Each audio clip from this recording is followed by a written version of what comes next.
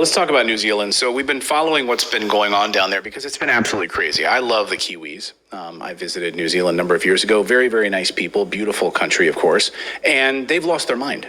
And the people there have been writing to us on a regular basis, telling us, like, we cannot get news here. It's censored. We can't get, we have to watch Redacted to get news about what's going on in our own country. What's really happening in New Zealand. It's really, really troubling. This week, New Zealand Intelligence Service has released new booklets telling the public that if they see something, say something. And what's in these booklets is incredibly troubling because, it'd be one thing if it was like, hey, in this booklet, here's a little tip. If you see somebody making a bomb, maybe you say something about it. I know I would. I'd be like, hey, there was a guy in the park. He was hanging out on the park bench. My kids were playing.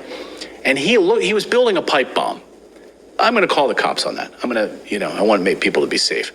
But if my neighbor didn't agree with COVID lockdowns, or my neighbor decided to not get vaccinated, or my neighbor was maybe organizing a protest against government mandates around COVID.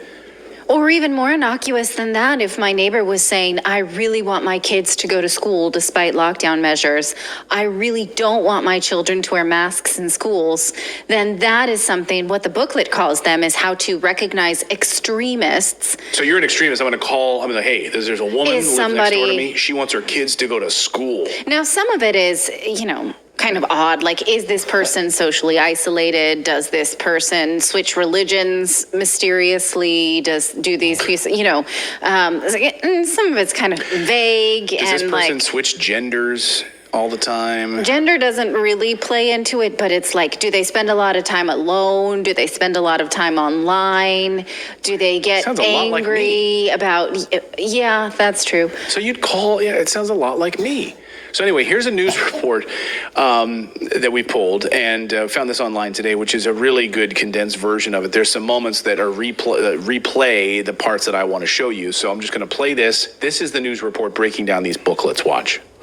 Our Secret Service is launching an initiative to help us identify people who may have been radicalised. Know the Signs details dozens of indicators that a friend or family member could be planning a terror attack. As Adam Hollingworth reports, the move comes as our spy chiefs identify a new and worrying type of terrorism. Time was when the intelligence services were never seen, never heard.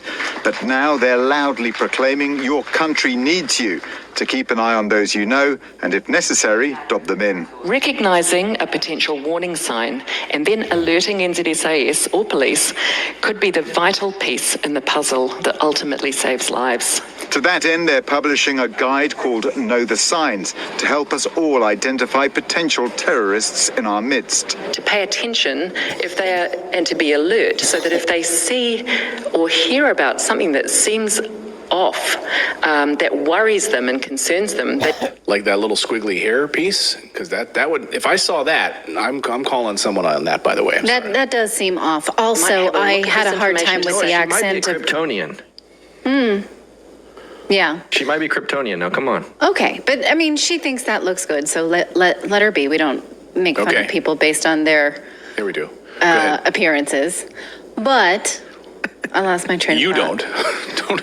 I don't think we should do that. Anyway, go ahead. Derail. I couldn't understand the anchor's accent.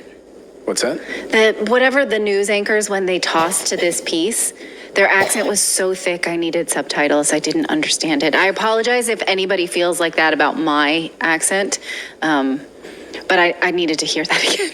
We don't need to replay it. Go ahead. No, I want to get to the good part here. The person is on the road to actually committing an attack. The SIS has listed around 50 signs, from obvious ones, like writing on a weapon, as happened in Christchurch, to a person who is really developing an us versus them worldview. Authorities say they're usually closely monitoring 40 to 50 potential terrorists. These people used to be motivated by their white identity or by their faith. But in the past 6 months, a third group has emerged, those motivated by politics. And so it could be the COVID measures that the government took, or it could be other policies that are interpreted as infringing on rights, and it's what I sometimes describe as a kind of hot mess of ideologies and beliefs, fueled by conspiracy theories. The launch of the initiative Know the Signs is an indicator that the security services know that they can't do it alone. They need the help of the public. Yeah. So thank you.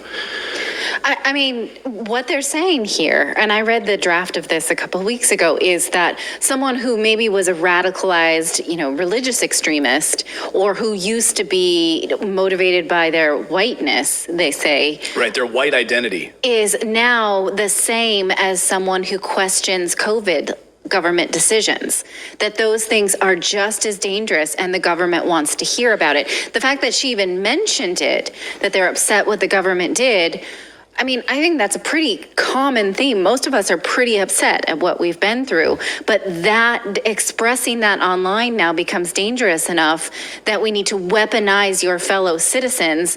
I mean, this is the life that, Portugal went through in the 70s when the police had people telling on each other. What's the name of The secret police. The secret police, Yeah. right?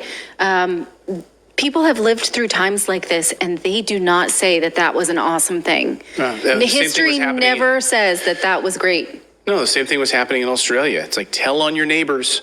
If you see that they want their kids to go to school or that they don't like, COVID lockdowns. And are they white? Because their white identity. And we saw the same thing reflected in the United States, the Department of Homeland Security, right? The Department of Homeland Security and Secretary Mayorkas saying the same thing on 9/11, didn't he? Yeah, he was saying actively, hey, it used to be foreign threats, but now it's white supremacists who live here at home who are radicalized. But nobody wants to get on the government radar. And now if you just like a hashtag of do not comply, when you see these mask mandates coming back and the hashtag do not comply is trending, if you interact with that in any way, you're on the government radar. Nobody wants that. Yeah, so stay at home. We'll provide you with your food. It'll be a plant-based mix of crap with seed oils, so it's not real meat, right? We will control your currency, so you don't have to worry about, getting any of that cash anymore. We're going to go cashless with a digital currency that we will control. And we will provide you with like a universal basic income, so you don't really have to leave the house. You can work from home remotely. Therefore, we'll cut down on CO2 emissions, all of that. We won't need cars anymore. We can eliminate fossil fuels. It'll be a utopia.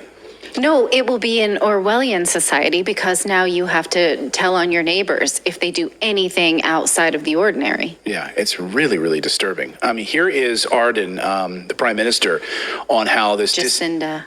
Jacinda Ardern says this is how this, disinformation, which is what she said at the United Nations. So she's on board with this. This is all part of the plan. Listen.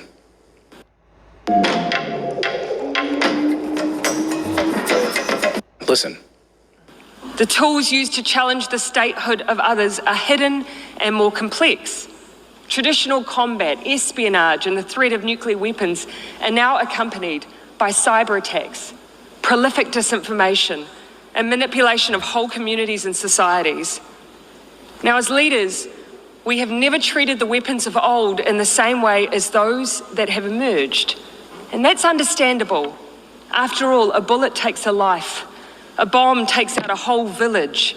A lie online or from a podium does not. But what if that lie, told repeatedly and across many platforms, prompts, inspires, or motivates others to take up arms, to threaten the security of others, to turn a blind eye to atrocities, or worse, to become complicit in them? What then? This is no longer a hypothetical.